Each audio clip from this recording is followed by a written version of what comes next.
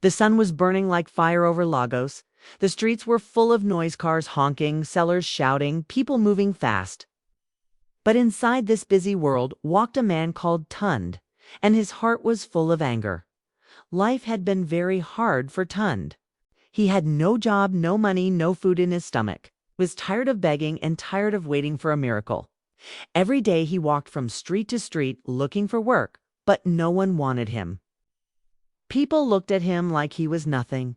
That morning, Tund had left home with hope, but now, as the day ended, his hope had turned into fire in his chest.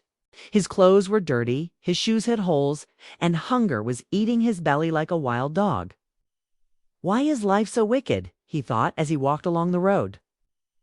Other people are happy, but me, nothing. Not even one good thing. He reached a crowded market area. Sellers were shouting the prices of food. The smell of fried meat filled the air, making Tund's stomach cry louder. He stood there watching people buy and eat, and his anger grew. Suddenly, someone brushed against him. Water splashed on his shirt. He turned fast. It was a woman wearing a long blue dress. She was holding her stomach as if in pain.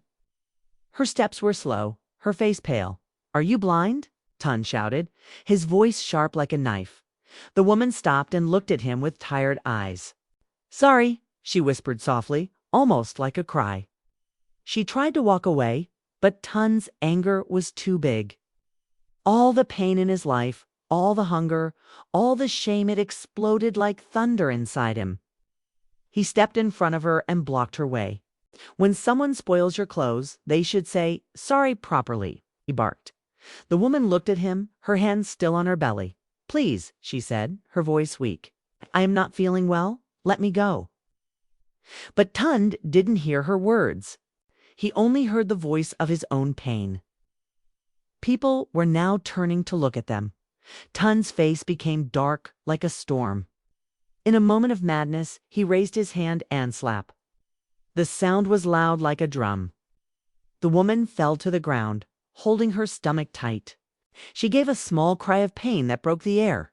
People screamed, "Ah! Why did you hit a woman? Are you mad?" "She is pregnant," another shouted. Tund's eyes opened wide when he saw her on the ground, her blue dress now covered with dust. He froze for a moment. Then fear entered his heart like cold water. Without thinking, he turned and ran. The crowd chased him with curses. "Fool! You will pay for this," they shouted, but Tund ran like a hunted animal. His legs carried him through the busy streets until he disappeared into a small alley. He sat there, shaking. His hand was still hot from the slap. His chest was beating fast like a drum. "What have I done?" he thought. She was pregnant. Oh God, what if something happens to her? He wanted to go back. He wanted to say sorry. But his fear was bigger than his shame. He covered his face and cried quietly. That night, Tund could not sleep. The sound of the slap kept ringing in his ears. He had never hit a woman before. Never. But hunger and anger had turned him into a monster. Maybe she will be fine," he whispered to himself in the darkness. He did not know that this single mistake was the beginning of a storm that would change his life forever. The night was long for Tund. He lay on his thin mat, staring at the cracked ceiling of his small room. The sound of the slap kept coming back to him like a drum beat. Slap, slap, slap. Each time he closed his eyes, he saw the woman falling, her hands clutching her belly, her eyes full of pain. "God, what have I done?" he whispered into the darkness. But there was no answer. Only the sound of rats scratching in the corner. Morning came with the call of roosters and the distant horns of Lagos traffic. Tund dragged himself up, his body weak but his mind restless. He needed work. He needed money. If he stayed at home, hunger would kill him faster than shame. He washed his face with cold water and put on his only clean shirt. The same shirt that still carried the faint mark of the spilled water from yesterday. Then he walked to a big construction site he had heard about. People said they were hiring. He prayed that today would be his lucky day. When he reached the site, a long line of men was already waiting. Tund joined them. standing under the burning sun. Sweat poured down his back as he waited for hours. His stomach growled like a lion, but he stayed. Finally, a man in a neat suit came out, followed by two strong security guards. His voice was loud and strict. "Listen, the owner of this company is coming today. He is a great man, a billionaire. Anyone who misbehaves will be thrown out. Stand well, show respect." The men in line murmured with excitement. Some whispered the name of the owner, Chief Aidwale. People said he was the youngest billionaire in the city, rich and powerful, but also very strict. Tan's heart jumped. "If I can get a job here, my life will change," he thought. He prayed silently as the sun climbed higher. Then it happened. A black SUV rolled into the sight. It was big and shiny like a moving palace. Everyone stood straight. The car stopped and the door opened slowly. First came a tall man dressed in white agbada. His wristwatch glittered in the sun. He had the kind of presence that made people bow. Without thinking, this was Chief Aidwale. But then another door opened, then the whole world stopped for Tund. A woman stepped out. She was dressed in a long flowing gown the color of the ocean. Dark glasses covered her eyes, and her hand rested gently on her round belly. She moved slowly, like a queen, as she held the billionaire's arm. Ton's mouth went dry. His knees began to shake. His breath caught in his throat. It was her. The woman from yesterday. The woman he slapped? No. "No, no, no," he whispered under his breath. His heart pounded like a talking drum. Sweat rolled down his face, even though the wind had started to blow. He tried to hide his face behind the other workers, but his eyes could not leave her. She was even more beautiful than yesterday. But now Tund noticed something else, power. She was not just any woman. She was a queen in this world. Chief Aidwale smiled proudly as he spoke to the workers. "This is my wife. She came to see the new site with me today." The men clapped and cheered, but Tund heard nothing. His ears were full of the sound of his own heartbeat. His mind screamed, "I slapped my boss's wife. I slapped a pregnant woman who was married to the richest man in this city." Cold fear spread through his body like poison. He wanted to run, but his legs refused to move. He wanted to hide, but there was nowhere to hide. He looked at her again. Did she remember him? Did she recognize his face? Her dark glasses made it impossible to tell.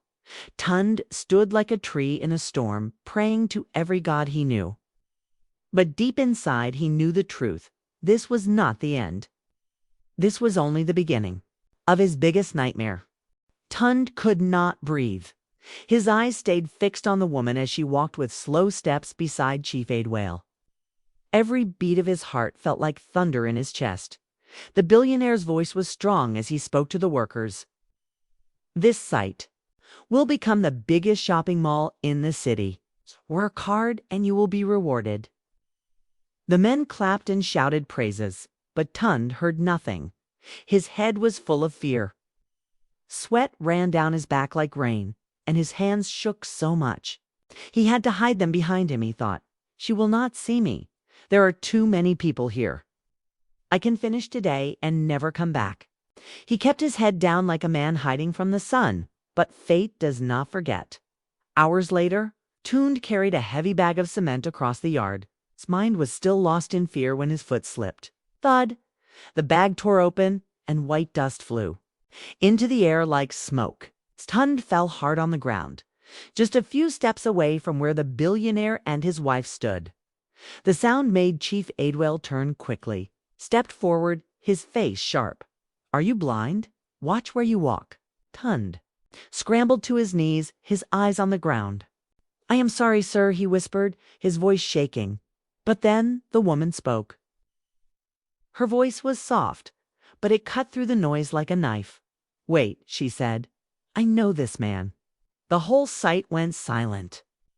Every worker turned to look. The pregnant woman removed her dark glasses slowly. Her eyes, deep and calm, rested on Tund. Tund's heart stopped. His mouth opened, but no words came out. Chief Aidwell frowned. "You know him?" "Yes," the woman said, her voice steady. "This is the man who slapped me yesterday." Gasps filled the air like the sound of breaking pots. Workers whispered, "Ah, the pregnant madam. He slapped her." The billionaire's face turned black with anger. His chest rose and fell like a raging bull. He stepped closer to Tund, his eyes burning. "You did what?" His voice was loud like thunder. Tund dropped to the ground and held the man's feet. Tears flowed from his eyes like a river. "Please, sir, I didn't know. I was hungry. I was angry. I did not know she was your wife. Please forgive me." Chief Aidwell pulled his leg back in disgust. "Hungry? Does hunger give you the right to raise your hand on a woman, my wife? If anything happens to my child because of you—" His voice broke off as rage shook him. The guard stepped forward, ready to drag Tund away, but the woman raised her hand. "Stop!" Her voice was calm but full of power. Everyone froze. She looked at Tund. His face was covered with dust and tears. He looked like a broken man. Something in her heart softened. "Let him go," she said. Chief Aidwell turned to her in shock. "What? After what he did to you?" The woman nodded. "Yes, he is poor, broken, and lost. If we punish him, what will change? Let him work. Let him learn." The workers stared in silence. Tund lifted his head slowly, his eyes wide with disbelief. "Madam, you forgive me." He whispered. She nodded. "Yes, but remember this. If you are given mercy, you must never abuse it." Chief Aidwell took a deep breath. Anger cooled, but his voice was still strong. "Stand up," he said to Tund. "From today, you work here. But you will work like a man who owes his life. Do you understand?" "Yes, sir." "Thank you, sir." Tund cried. He fell on his knees again, praising them both. The woman smiled faintly and whispered, "One day, when you have power, choose kindness." The guards stepped back. The crowd slowly returned to work. But Tund knew this moment would never leave his heart. It was the day his shame turned into a second chance. From that day, Tund worked like a man who had been given a new life. Carried bricks under the hot sun, mixed cement until his hands turned white, and swept the site long after the others had gone home. Every drop of sweat was a prayer of thanks. Other workers laughed at him. "Why do you work like a donkey?" they mocked. But Tund only smiled. He knew the truth. He was alive because of mercy. That mercy came from the woman he had hurt. Weeks turned into months. Tund saved every coin he earned. No drinking, no gambling, no wasting. At night, he read old books on business that he borrowed. From a friend, he told himself, "I will not stay poor forever." One day, Chief Aidwell came to the site. His wife was with him again, looking healthy and beautiful. Her belly was now bigger. When Tund saw her, he knelt down quickly and greeted her with respect. She smiled and said softly, "You are still here." "Yes, madam," Tund said. "I am here, and I am working hard. Thank you for saving me that day." She looked into his eyes and saw something different. No more anger, no more shame, only determination. "Keep going," she said. "Life rewards those who change." Not long after, the child was born a baby boy. The site celebrated with dancing and singing. Chief Aidwell threw money in the air and everyone rejoiced. But Tund gave something better than words. He worked harder than ever before. Years passed. The shopping mall was finished, and Tund became the head supervisor because of his honesty and hard work. He earned more money than he ever dreamed of. With his savings, he started a small building company. Slowly, his business grew like a tree in the rainy season. People began to know his name. Tund the contractor, Tund the builder. But he never forgot the mistake that nearly destroyed him, but also opened the door to his destiny. One sunny afternoon, a black car stopped in front of Tund's office. The driver opened the door and out stepped Chief Aidwale and his wife. They were dressed in fine clothes, looking like royalty. Tond ran out and knelt on the ground, but Chief Aidwale laughed and lifted him up. "You are a big man now," he said. "Do not kneel for me." Tund smiled with tears in his eyes. "Sir, I am only here because you forgave me." The woman stepped forward, holding her son's hand. The boy was now 5 years old, full of life and laughter. She said gently, "We heard your company is building schools for poor children." "Yes, madam," Tund replied. "I know how it feels to suffer. I want others to have a better chance." She looked at him and smiled. "That is what I hoped you would do." Tund wiped his eyes. He remembered her words that day on the site. "When you have power, choose kindness." Now he understood.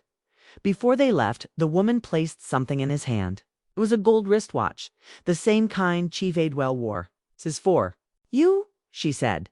"Not because of what you did, but because of what you became." Tund held the watch like a treasure. "Thank you, madam," he whispered. As the car drove away, Tund stood in the sun, the watch shining on his wrist. He looked at the sky and said softly, "God, thank you for that second chance." And from that day, Tund's story spread like fire in the wind. People told it in markets, in homes, and in the streets. He slapped a pregnant woman, not knowing she was his boss's wife. But mercy turned his shame into glory.